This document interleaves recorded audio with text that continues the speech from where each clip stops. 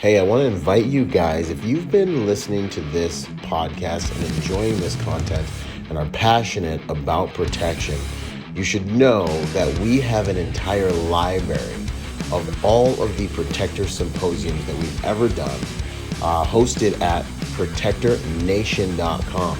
You can go there and you can download those and you can watch every Protector Symposium we've had to date there online, and you can learn protection tactics from some of the most elite trainers in the world from the comfort of your own home.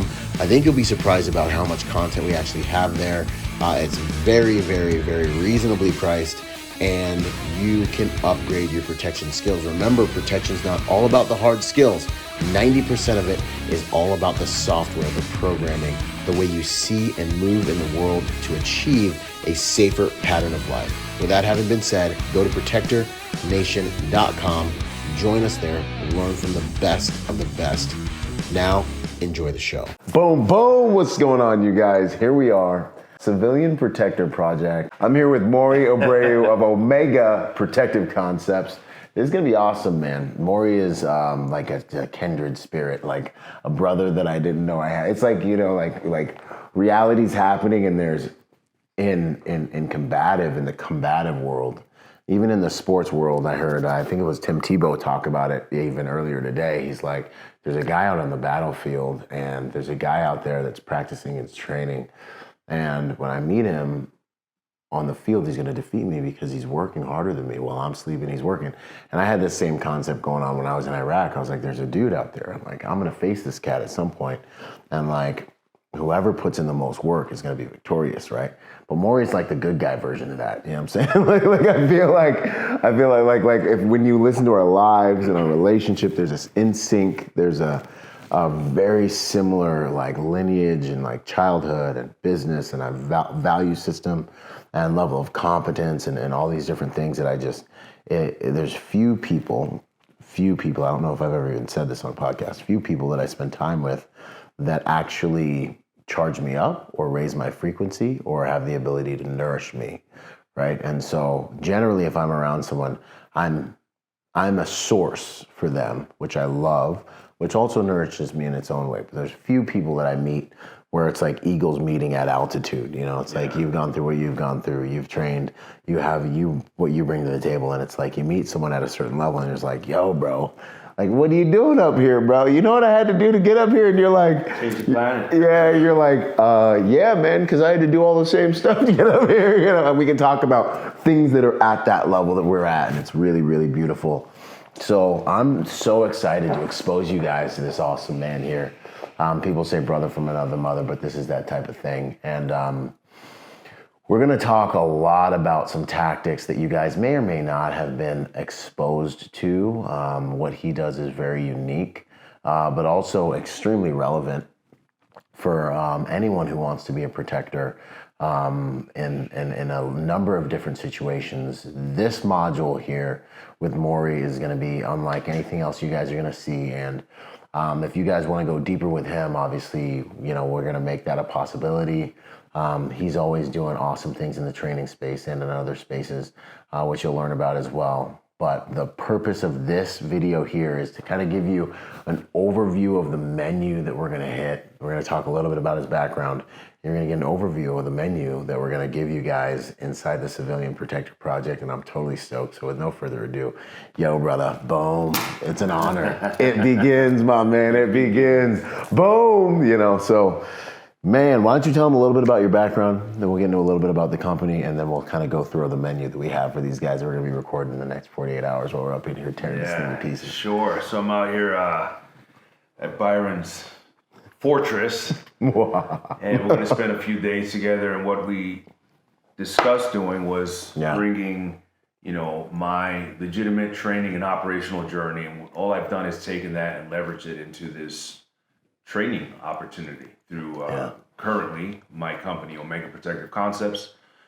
Former Marine, had a pretty colorful childhood, of which I draw some of my experiences from.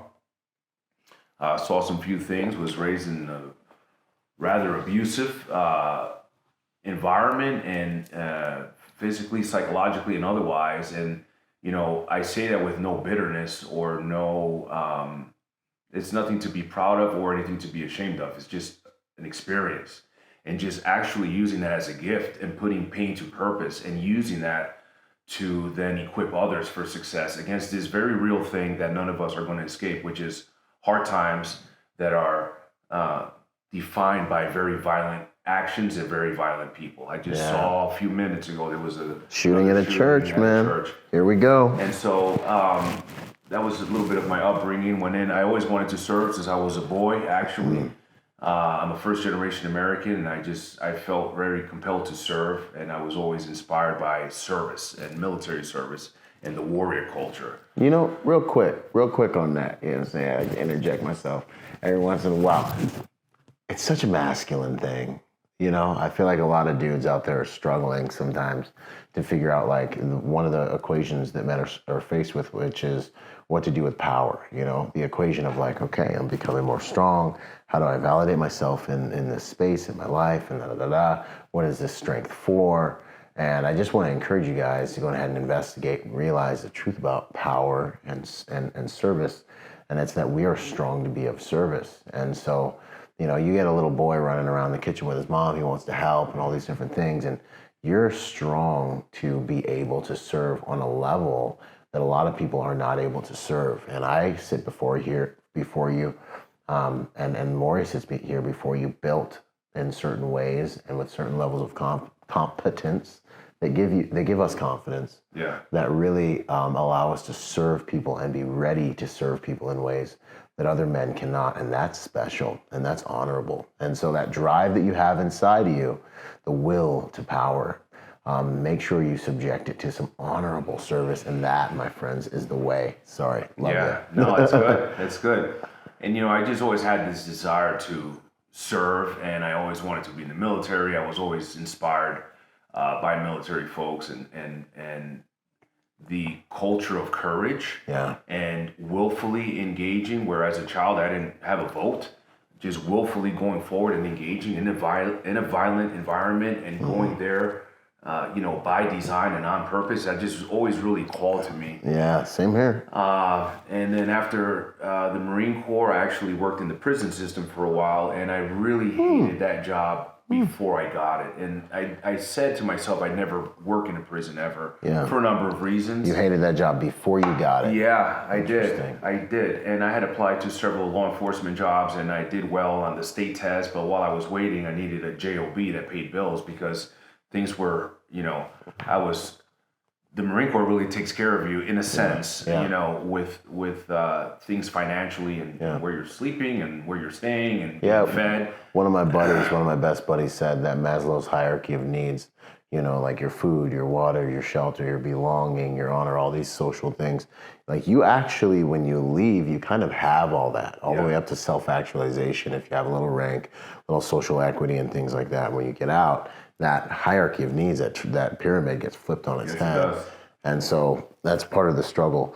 Check out Finding Meaning After the Military. That's my book. It's in there. Get some. But yeah, it's interesting you said that. Yeah. So you know, frankly, I had a number of relatives that were also incarcerated, and I just that's why you hated it before. That idea. You know, my father really what he did was, which was brilliant. He would point to these examples of those that went left, let's say, in my family. I mean, really hard, violent, like bank robberies and like attempted murders of police officers, like really high like the level. Real things. Yeah, like the things that count, right? Not just like bar fighting and stuff. Yeah, no, not bar fighting. Some decisions were made. Yeah, just a history of violence in the family. And he would point to them and say, you have a decision to make. You can be that bloodline, or you could be this one. Because that's in you. Yeah, because that's part of the heritage. Yeah. So I said, no, I don't think I want to do that. So I didn't want to work in the prison, but it ended up being an amazing, amazing gift. And anyone that's been a correctional officer, whether they moved on to something else or they still are, they understand that there are opportunities working in a prison system where you can learn a language that cannot be taught in a book or a PowerPoint or through some academic medium. You can only experience different men, that have walked different paths in life, some that have actually are now walking in redemption from whatever got them in prison in the first place, and some that aren't, and just being around an environment where everything is manipulation. Yeah. That's just nuts, man. I remember hearing another guy talk about the prison system, and he was just like, yeah, like every minute of every day someone's angling on you. Like they're looking for angles. There's always, like every conversation they're angling on you. He's like, and that, in fact, it was Varg Freeborn and Violence of Mind. Amazing book. And he was, I gotta have Varg out here, bro. And he was talking about that. He was like, probably the worst thing was, it's almost like our PTSD from combat, where you're like, there's always somebody aiming at me, that I can get shot at any moment, I can get blown up at any moment. But this is like a different form. Probably, I would imagine, honestly, a little bit worse, because at least there were safe places I could go to. The people next to me I could at least trust, you know? And like, there's that timer, I'm up, he sees me, I'm down, going in the back of your head every time you're outside of base. Yeah. I gotta move, I'm up, he sees me, I'm down. That's how long it takes for you guys, that's how long it takes for a sniper to really aim in on you, glass you up, and crack off a shot. So in the back of your head, you're constantly kind of, okay, I need to move. It's been about 3 seconds, I need to move. Maybe I'll take a knee, maybe I'll stand up.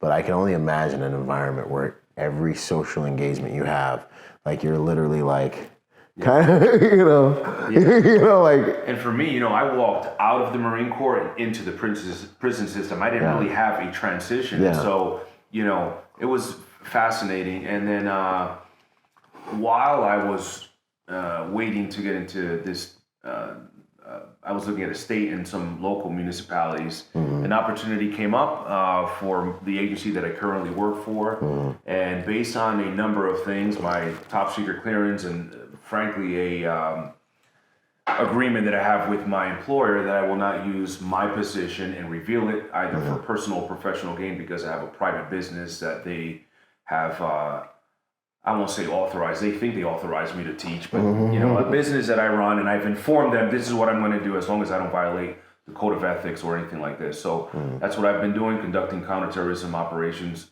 around the globe, armed, following and protecting people in a protective posture, low profile, low vis, meaning that we are there and they don't know that we're there. The idea is for no one to ever know that we're there and come back home safe. And then I was approached back in near 2010. I had entered the law enforcement training circuit really deep.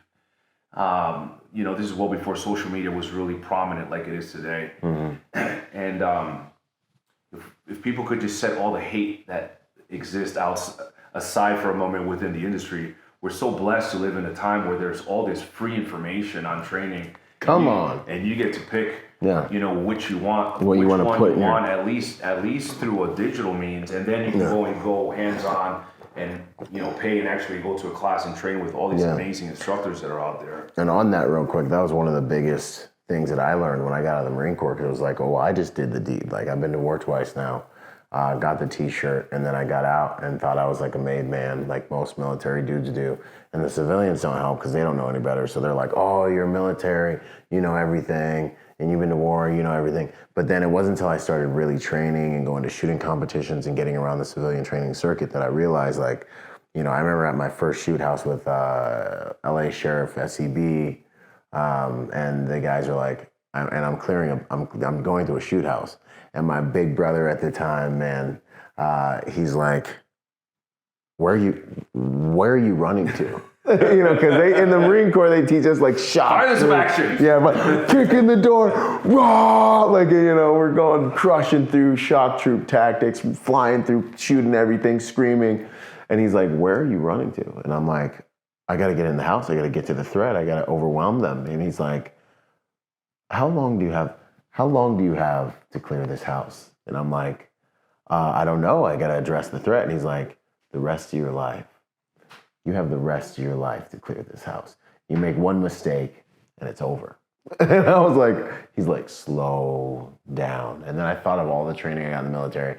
And then I realized that what he was saying was the truth, and that these guys clear like 800 calls a year, And I'm just like, the training you got in the military, moral of the story, the training you got in the military isn't necessarily, especially if it's, basic infantry type stuff, you need to keep training.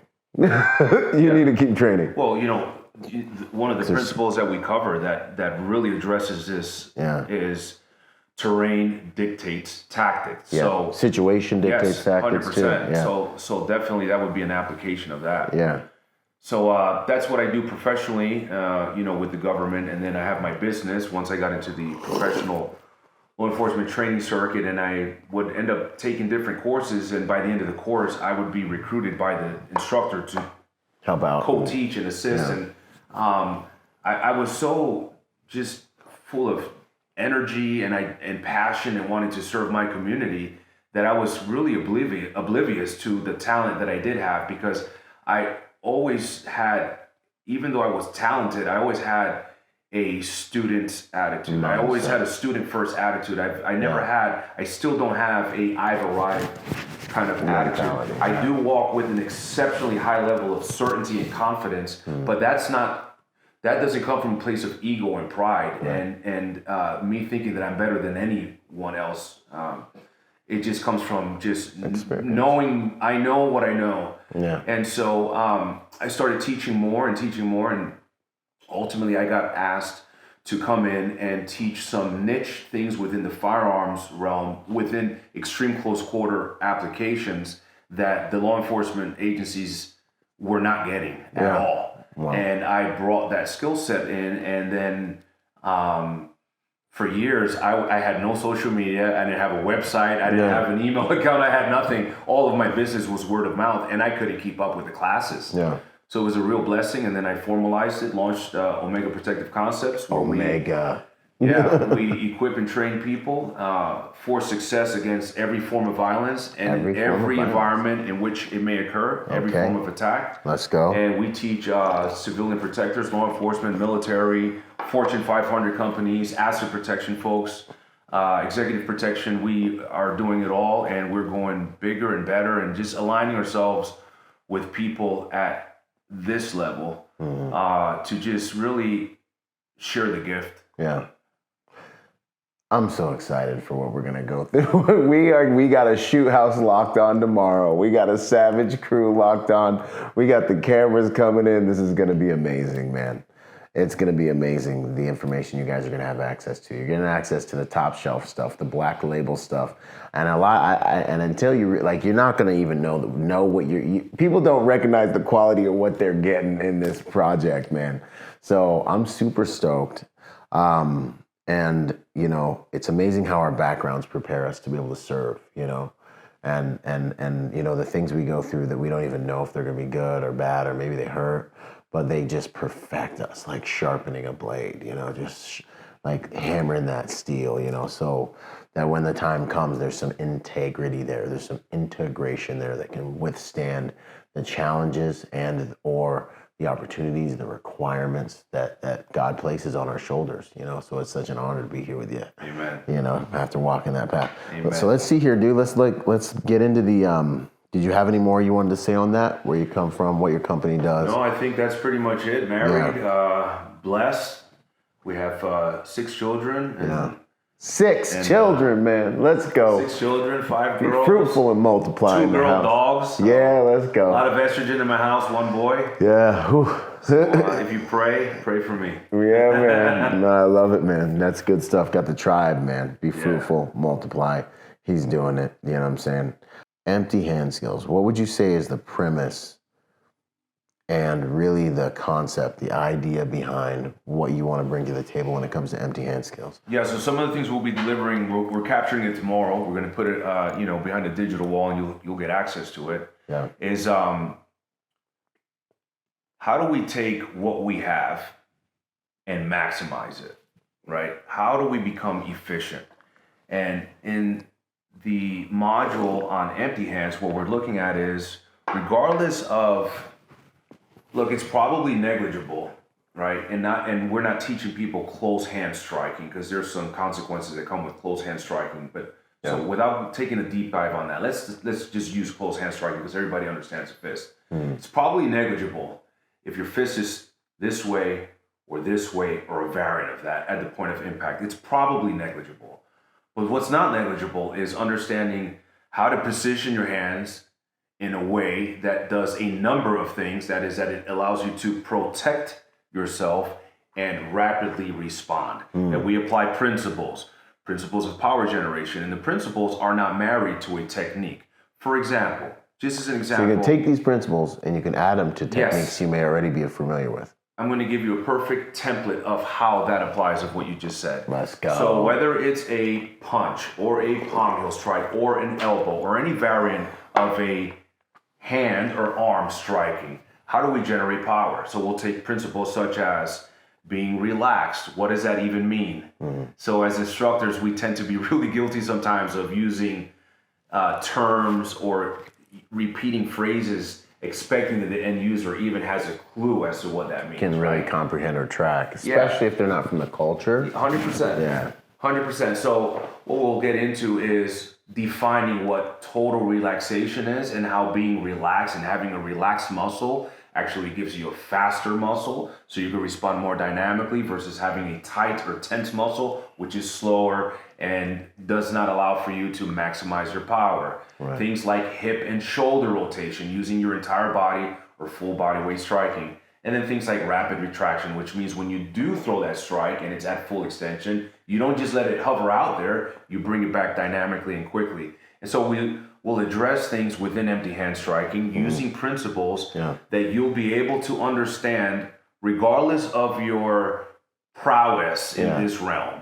And say, wow, I don't understand the technique 100%, but I got that principle. That principle makes sense. And now I can take that one principle and apply it to a multitude of different settings, and then I can be clearer, and I can be faster, and I can respond in a way that has more clarity and has more certainty. More effectiveness. And this is something I struggle with in shooting quite a bit, because when I'm shooting, you know, whether it's a competition or it's just a drill on the range or whatever it is, I'm in a combat mindset, right? So like everyone else is at a shooting competition, I'm in a firefight. Every single time that buzzer goes off, I'm back, like you know, I'm in my other home, and so I have a tendency, and I've had a tendency, and I've worked out of it quite a bit, but I still have this tendency to where I want to be stiff. So you see some of my videos, I'm just like, bah, like I'm bearing down on that weapon. It doesn't recoil because I'm putting so much pressure into it.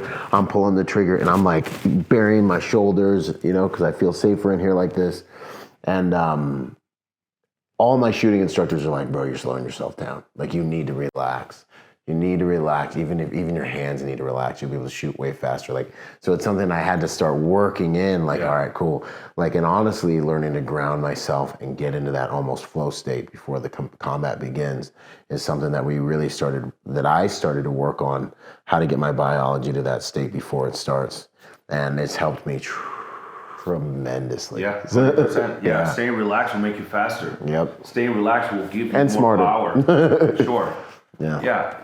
Staying relaxed will make you more powerful. So at the point of impact, you know, if you weigh, let's say you're a 150-pound male, let's just say, right? Yeah. I mean, maybe that would be considered a little bit closer to the diminutive side versus a 200-plus pound person. Yeah. Well, here's what's relevant. Here's the power of understanding how to generate power. Is no one. That's a 50-pound difference, by the way, between 150 and 200, right? Right. But let's use 50 pounds. Forget that the person is 150 pounds or 200. Let's use the number 50. It's very powerful, so I want you to get this. None of us in our right mind would barefoot, put our foot out on the floor, and allow someone to take a 50-pound plate or dumbbell or kettlebell and drop it on our foot from a distance of about shoulder height. Why wouldn't we do that? Because we know that piece of metal is unemotional about the law of gravity. It's going to go straight down at full speed, and when it lands, it's going to crush your foot. Now think about this. That's just 50 pounds. Yeah. And we all weigh well past that, right? Whether you're a 99-pound woman or a 199-pound man. So if you understand this concept of how to generate power using principles, you now take, even if you only know a limited number of strikes, and you can multiply the effectiveness of those strikes, 10x or whatever number. Yeah. So that's what we do with principles. We really communicate the principles, give them a few techniques under which those principles can be married, and you get empowered It's a value add that is right now. It's not unobtainium. I don't have to go through 30 sessions to start getting this. I can own this right now. Yeah, and those are the principles that work, because those things that you got to go through 30 sessions to get to, like, man, it's really hard to implement. If you haven't fully integrated those things, it's hard to execute them in a kinetic environment. 100%. You know what I'm saying? The more sophisticated it is, the higher chance it has to break. And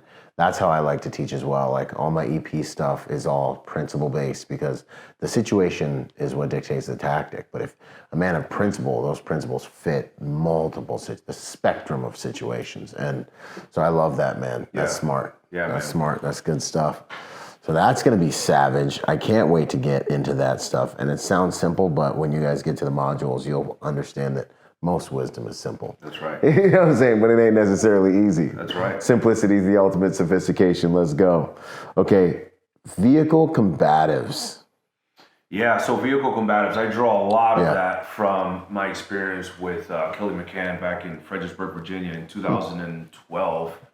He brought me and a few other folks down to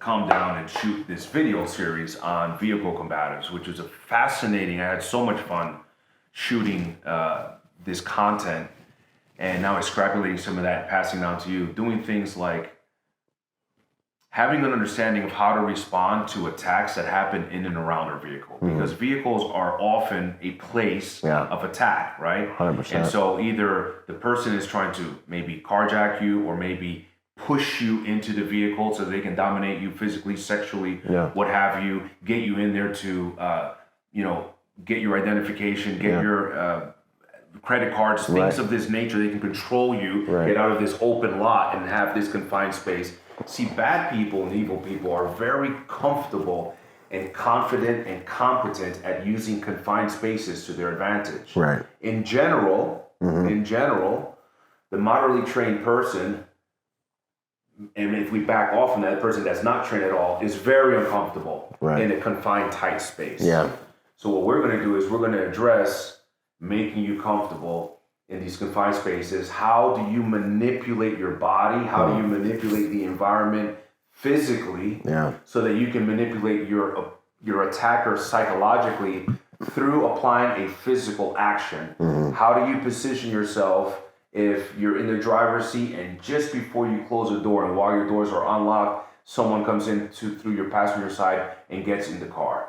And all these wonderful things, wonderful terminologies that we use, such as situational awareness. Situational awareness! That you're going to be situationally aware 100% of the time. That is the goal, but there are distractions. You may get that tragic call on the phone from a loved one. You may be carrying individuals that share your DNA, and they're tiny and they're driving you crazy and insane and they're distracting you and you're trying to get them in the car. There are things that can distract you from being 100% situationally aware, especially if you haven't equipped those offspring or your spouse to be assets and help you dominate the environment, not through paranoia, but through being prepared, not through being alarmed, but being alert and aware. And so we'll address how you respond to things like that. How do you respond to one of the interesting techniques we show is you're going to get in your car, and just before you close that car door, someone comes and stops that door and jams it open, and now you have a gun in your face, and you're sitting down and the person's right here, the door is here, and the gun is in your face. Like, how do you deal with that, right? And is there a solution to that? And what happens is so many times, Byron, is in the hand-to-hand world, in the close combat, close contact, self-defense, combatives, whatever the word is that we would use to describe it. Yeah, this week. So many scenarios or so many drills don't have an end. Right. They have a training timeout, or someone blows a whistle, but what's the finish? Because if I have a firearm or an edge weapon or a deadly tool, and there's one of them, and we're fighting over this one deadly tool, until one of us is semi-conscious or unconscious, that there is no finish. It perpetuates, it's protracted, it's time. So what's the finish? And then how do we accomplish that? And how do we generate massive amounts of power in this confined space? I'm now in my car and you're asking me to generate massive amounts of power where my range of motion is maybe this much distance from where my angle starts of my strike to the point of impact. So those are the things we cover in in the vehicle combatives portion. And it's very, it's super exciting to teach. It's super real because it's you and me and someone's in a suit and you're getting tossed around. I'll teach you how to use your environment, meaning the car, as a force multiplier and how you're going to attach to them and bounce their body off of different parts of the car to cause pain. We address things via an effective pain pathway. So essentially, every time we're touching someone, if you think of like those torch lighters, every time you touch a person, you're scorching chunks of skin off of them, meaning they're going to feel it every time you place your hands on them. Nothing is wasted. Nothing is wasted. Nothing is wasted. You feel the energy. It just gets more intense as he talks. I love it, man. I love it. It's the tea. It's the tea, man. It's got to be the tea. But yo, I love this because if you go back, and I think we're getting up on like 200 tactical protection reviews at this point. So if I've published 200 or so tactical protection reviews, real world violence, where I've done like, hey, this is a real world situation. This is possibly what you could do to survive, you've got to imagine I've probably seen close to 1,000 of them. And I would tell you, I'd sit here and I would just, you can bet me if you don't believe me, but 80% of those happen in or around vehicles, transitional spaces. You're going from your pumping gas late at night or just mid daylight. You're going from your house to your car, you're going from your car to your office to your car. You're at the grocery store, bro. I've had a lot of moms DM me. I had someone just yesterday tell me, hey, like they went through an attempted abduction at like Walmart in broad daylight. One of my other really close buddies, his wife, there was an attempted kidnapping on him and his beautiful wife and beautiful kids. Fortunately, the mom is legit. She popped a curb. They pulled the van up behind her. She popped a curb and got out of there. But I say all this to say that understanding how to manipulate the environment in or around vehicles. We did a vehicle combatives course with Craig Douglas, which shout out to Craig Douglas, savage. It was like you just if you get in a fight in a car, you now have superpowers if you go through this course. It's like they don't understand what's gonna happen and it sucks. And by the way, it doesn't matter if you know jujitsu. The rules are completely different in a 360 degree. Like you can crush people if you know what you're doing. But we had literally, you know, So like, but we had a female that, of course, in that class was attacked in a vehicle, and you know, she spiked and had an acute PTSD event, and you know, hats off to Craig because he like helped her come down from that. Gave her the training, and it was very cathartic for her. And she ended up beating some EP guys that were there too, like wrecking their face because she knew what she was doing in that environment, and it was very healing for her. So I say all that to say that the probability that you're going to be attacked or targeted in or around a vehicle is extremely high. Yeah. Because I'd say about a good 80% of my videos are around vehicles, and that's what statistics also say. And transitional spaces are where it goes down. So that's going to be super relevant. Yeah. And you said it happened in broad daylight. The reality is, you know, if not one of the, you know, number one currencies today is attention 100%. Or attention deficit, right. The lack of attention. So people are not really so concerned with taking action in broad daylight because 90% of the folks are paying attention. They are paying attention, just not to their environment, right? So we'll address that. We'll address, you know, things like if you are carrying concealed and you're in your car and you have this seatbelt on, well, how do you even get to your weapon, right? So you have this lateral belt, you have this diagonal belt, you have the actual attachment point of the seatbelt. Yeah. You have, if you're carrying on your hip, you have possibly the toe or heel of your magazine pushing forward, driving the gun even deeper into your holster, or if you're carrying appendix, just any number of things. And then when you do draw that thing, how do you manage that to where it's not bumping into the steering wheel? Just any number of things. You know, how do you manage engaging someone at the window without having conflict between what comes out of the gun and the flesh that may be interrupting it? So just all of these things, all of these precarious shooting positions. We're going to cover that. That's going to be awesome. And really just empower you, whether you're empty-handed or you're attacked by someone that's armed or you're armed yourself. Well, having a weapon on your person does not define or constitute you being armed. You being able to access that at the right time when you've purchased the real estate and the space and the distance to be able to do that competently and then put holes only where you intend for those holes to go. That is what defines and constitutes being armed. Otherwise, you're just in possession of a gun or a knife. You're a warm holster, bro. Yeah. You're carrying a firearm or a force multiplier for someone like us. That's right. Or someone who's more powerful than That's you. right. And someone who's probably more well acquainted with violence. So don't be that guy. Train. Extreme close quarters pistol. This gets me excited, because pistol's my martial art. Gunfighting's my martial art. So what we're gonna do there is we're gonna do a lot of kind of redefining, dispelling some myths that are out there. I've never really. It's hard for me to respect the instructor that says, hey, that technique is garbage, do this one. I think just let your technique kind of stand on its own, right? Elevating yourself by knocking others down. I'm not saying you don't do references, and sometimes you do got to call out. There is some real nonsense. There's some malarkey. But I side with Mike Pannone and Craig Douglas on this one. If it can't be tested at speed against human pressure, and if it can't give you repeatable results at speed, and human pressure, then don't bet your life on it. So if someone's giving you some method that, it's all sophisticated and you're using you do all these things, like test it at speed, get some airsoft pistols, get airsoft guns out, you and your boys. That was one of the things that some of the instructors that have come through the Protector Nation is, okay, then when we went on to force on force, the people who did what the instructor taught in the class were the ones that actually were able to win the engagements at a very high rate. That's right. So that's one of my litmus tests for things that I see that are being taught out there in the game. Yeah, and again, what's pressure test? One of the elements of defining the term pressure test is what's the finish, and this really plays a role with any hand-to-hand stuff. Like, okay, all those techniques are wonderful, but what is the finish? And does a pressure test simulate, because it's training, the person is most likely semi-conscious or unconscious. Yeah, but they're combat ineffective. Right. How have you effectively taken them out of the fight, right?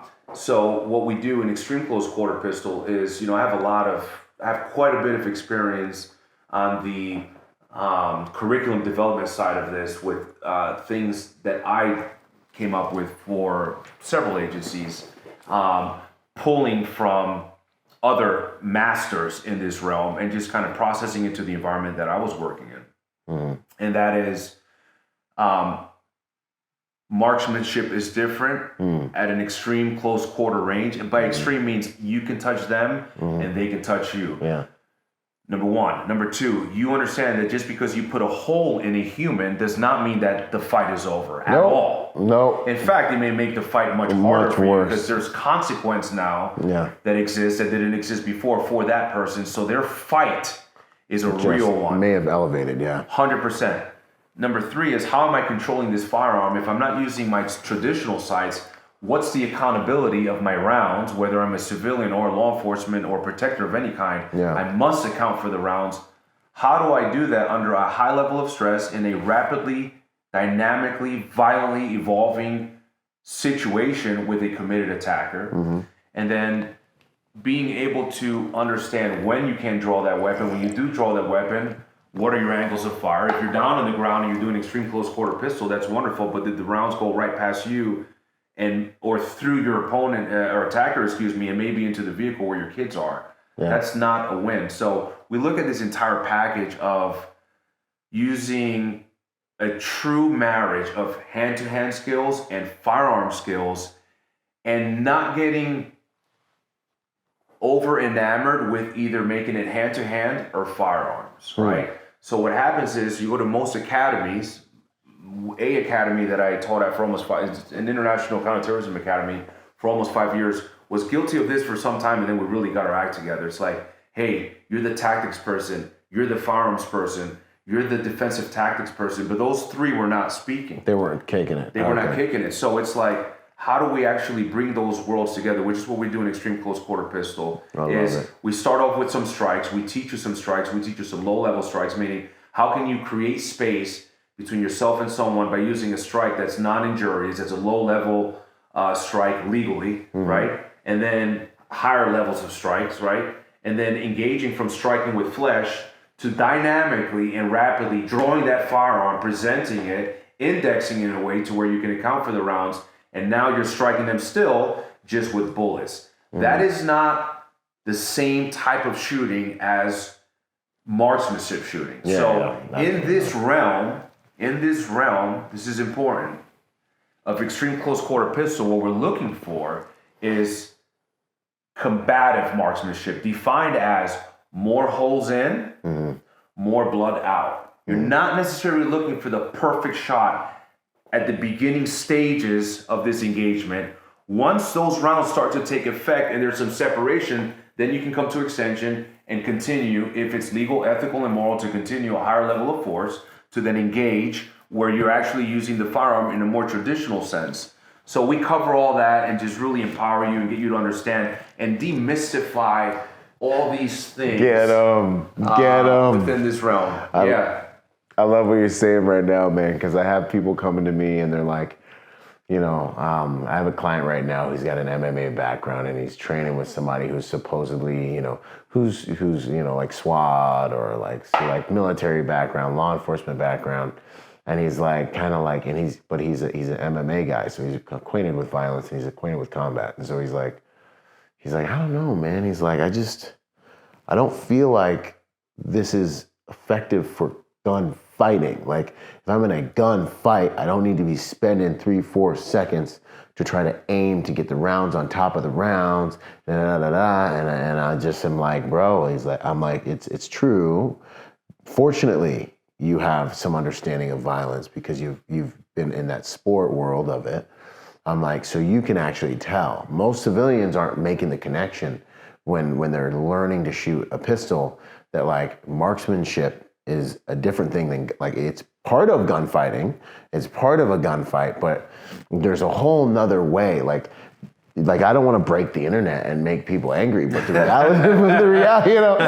reality is, like, your homeboy with a pistol in 7-Eleven shooting at you from 10 feet and in, like, it doesn't actually take a whole lot of skill to shoot you, dog. Like it really actually kind of doesn't. Like, yeah, accuracy is a part of it, but like, he's gonna point at you and he's gonna shoot, and like, some skills will help there. But like, there's a lot more when it comes to gunfighting that I feel like a lot of instructors try to make it so complicated and sophisticated, maybe so that they have job security and so that they sound smarter than they are. When in all actuality, like, most gunfights, whatever the percentage is, it's a very high percentage, happen 15 feet and in. Sure. And the reality is, it doesn't take a lot of skill to shoot somebody at those distances. So what it sounds like you're talking about is, let's really understand gunfighting and what areas can we improve our competence levels to make us more effective at, a close quarters gun battle. Yes. When in all actuality, if you're hand touch range, that guy doesn't need to go to the range for 10 years to be able to just shoot you, bro. Yeah. So what advantages can we carve out in that type of a fight, which I think is awesome. Yeah. And needs to be addressed in the firearms industry because, people try to make this more complicated than it is. Yeah. Yeah. And we tend to, as instructors, sometimes overteach, I try to, I really endeavor to apply this to myself, and when I'm certifying instructors to be instructors, is kind of this idea of our goal is to use as few words as possible to portray as much information as possible. That's tough. We're all the most humble instructor and the instructor with the least expensive vernacular is going to struggle with that. It's really tough because we're passionate. We want to give you information, but sometimes we over-inform, and we'll look to not do that tomorrow. I love it. Yeah, that's good stuff, man. And the last one was fighting fitness. Okay. Yeah. Okay. Were we going to do that? Was there a home one on there? Home invasion response. This is interesting. I don't know if we're going to have time to get to this one. So much information. You know. So, you want me to get into that a little bit? Just touch on whether we find it in this module or not. I think it's good that they know that you offer it. Yeah. Well, there'll be more modules. Yeah. We're not done. We still just warming up. Yeah. It's a celebration. So, home invasion response essentially is it's not going to be a room clearing class. Okay. So what I like to do, for example, part of what gave birth to the extreme close quarter pistol work that we were doing was there's a lot of instructors that do phenomenal work. I mean, a lot that do phenomenal work at firearm skills and teaching firearm skills. Same thing with hand-to-hand skills. But what we're looking to do was fill the void of what is really super niche and super rare and peculiar, and that is that extreme close quarter pistol realm, and doing it well in a way that makes sense. Yeah. So for home invasion response, we realized a number of things.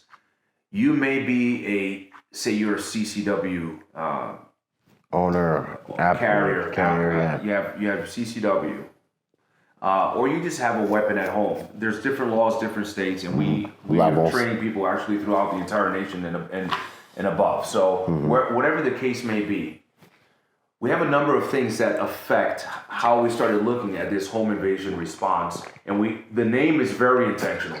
Our wording, we tend to be we understand that the words matter. Words matter, right? They actually do. People tell you they don't, they're wrong. Realize how much it does. That's a different conversation. There's always going to be folks, even in the training room, sadly, that will never have eyes to see or ears to hear, but they are talented within a physical realm and a thing, and you should listen to them in that and nothing else. Yeah, at all. Ever. Especially at night when you go out to dinner with them. Yeah. God bless. So what we looked at with home invasion response is a number of things. During COVID and post-COVID, there was an explosive growth in the purchasing of firearms here in the United States. Let's go. And what you have now is a number of people, of which I don't have the percentages. I don't know how we would capture this data or the metric for it. Very high number of folks that said they wanted nothing to do with firearms. They would never own a firearm. They just didn't believe in firearms. COVID happened. They became believers. So now that firearm is sitting at home somewhere, stored in some form or fashion, collecting dust with the form still on it. Yeah. So we have that demographic that we should address, right? We should help people be successful in responding to violence. So you have that. And you might be one of them. And I'm so glad you're here, because this is where we start changing all that. That's right. And so this is where we pay it forward. So you have that demographic of people. Then you have the other demographic of people that went out and maybe got their concealed carry permit, maybe carry when they can. Live the life, I'm saying. Yeah.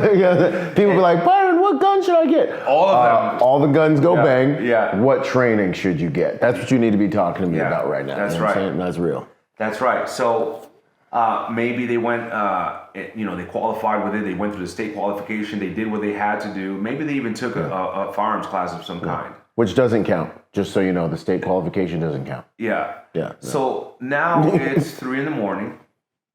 You're a legal gun owner, and the assault cue is broken, shattered window. Your alarm's going off. Game on. And there's a person or multiple trying to literally invade your home. Usually multiple. Yeah. So now we have that situation. Your heart rate is skyrocketing. Hope you did your cardio. God bless you. Yeah. You're in a condition, right? Your nervous system is in a condition that is really difficult for you to perform well and logically and be clear thinking if you don't have inoculation to this level of stress. Even if you had inoculation to this level of stress, it's complicated. But if you don't, you're in an interesting situation at the moment. We're really asking a lot of an end user in a situation like this. And then, by the way, many of us live in situations where there are other humans in the house, many of them which we brought into this earth, our seed. Do we love more than any other human on the planet? And they may be between the intruder and where you are. Or maybe they're behind the intruder and where you are, where you need to send bullets. That's right. So now we have to understand that situation is entirely different because there's a mindset component that we have to address that has almost nothing to do with the mechanical action of pulling a trigger and lining up sights. All of these pillars are part of what holds up the temple. Right. But what happens is people will take the pillar and they'll make it the temple, and they'll say this is the only pillar. That's not the way that this thing works. That's not the way that. So what we'll do in home invasion response is address some of these things, address a little bit of things of angles of fire, address some precarious shooting positions, possibly drawing the gun and having to shoot while you're still on your bed, maybe laying, maybe on the side, maybe starting to get up with one hand on the bed to kind of sit yourself up. You're half asleep or entirely asleep.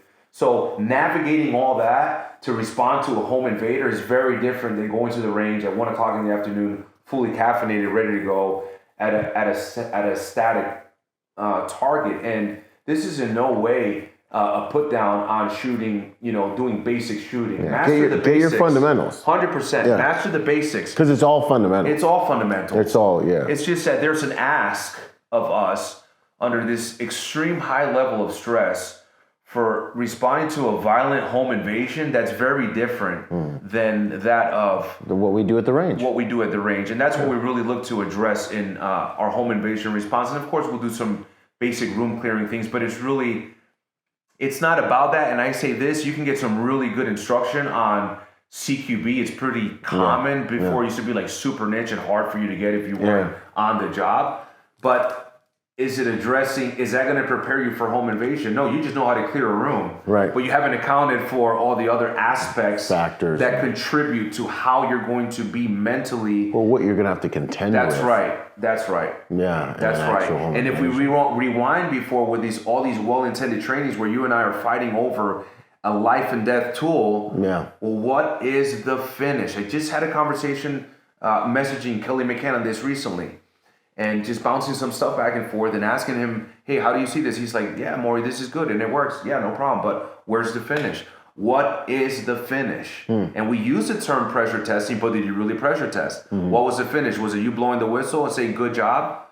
So we need to look at those things, and that's what we do in home invasion response. That sounds awesome, man. Bringing kind of a fresh perspective. Yeah. That's relevant. Not just something new for the sake of selling snake oil, but something relevant and a value add to the end user. I love it, man. I love it. This is going to be good stuff. Yeah. Ultra relevant for civilians, ultra relevant for anyone who wants to understand that just more about the requirement and the inalienable right to be able to protect yourself. This is the stuff, man. And then finally, what was this? Fighting fitness, man. I love it. I love it. I might let him haze me a little bit while he's here. We'll see. We're into fighting fitness. Fighting fitness is really simple. What fighting fitness is, we're going to take a traditional movement, the traditional exercise movement, and we're going to apply unconventional applications to that movement to maximize a result that has a direct correlation, a direct value add to fighting fitness. Fighting fitness is the fitness that we need to fight in an engagement where we have a committed attacker, where we're going hand to hand or stick to stick or knife to knife or gun to gun, anything that has a dynamic physical encounter, weapons involved or weapons not involved, with an individual on the ground, multiple attackers in your vehicle, in your home, where there's an actual contact range altercation. Fighting fitness helps us prepare and prime our body to respond.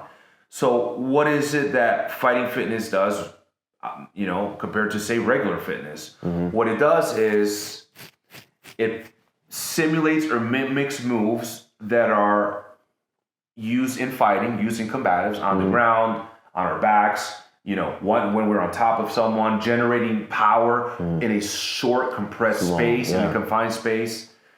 Things of this nature, dynamically drawing a weapon, driving a weapon in past flesh, deep past bone, and into the structure of the body or the organs of the body, not flicks, not, I don't want to badmouth anybody, but some of the stuff that we're seeing out there, it's just, that knife ain't going anywhere. It's just, it feels really good and it looks great and it may be well intended, but it's not effective. So fighting fitness is...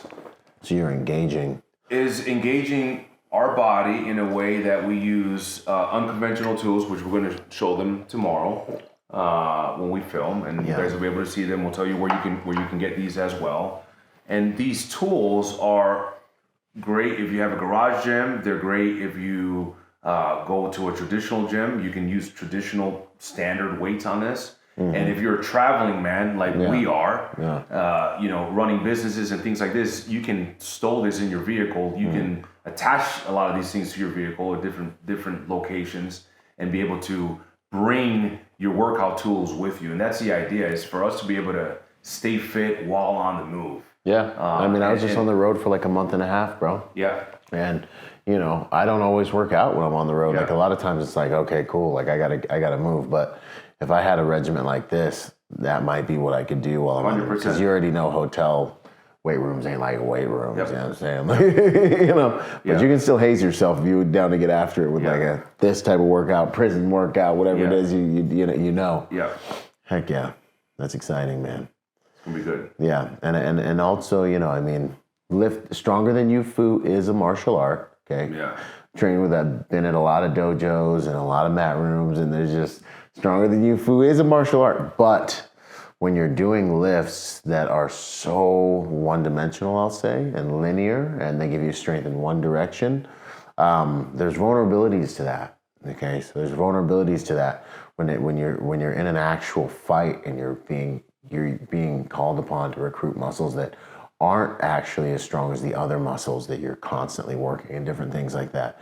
There are vulnerabilities, and so I'm really excited about those types of workouts. I love me some kettlebells, and I love throwing the sandbags around, and I love my calisthenics and stuff like that because it just integrates everything. Right. Yeah. And then that makes the other things even more powerful. Yeah. And your range of motion and all this stuff. This is true fitness, really, if you ask me. And we incorporate some of the basic tools. A lot of them are actually extremely inexpensive, easy to. I've traveled with them. Yeah, you did. That address prehab and or rehab. Prehab is a serious word right there. Yeah, just getting our bodies primed to move and keeping our bodies mobile, because a lot of times, if you look at things like protection work, law enforcement, security, there's a lot of literally sitting around, which is very dangerous. Or you may be standing around, and that is sedentary, and your spine starts to compress. There's a number of things that just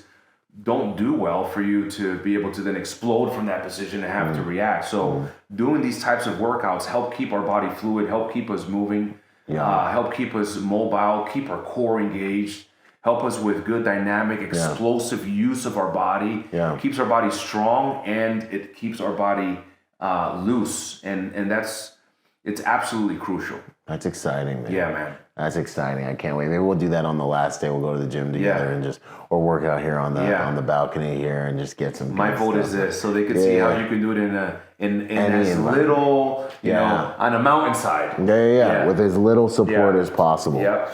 I love it, man. So, man, we're gonna go over some awesome stuff. I'm super stoked. It's just super stoked to be here with you in the flesh, man. And I can't say enough about what's coming, y'all. So Civilian Protector Project, Maury Abreu, it's going to be awesome.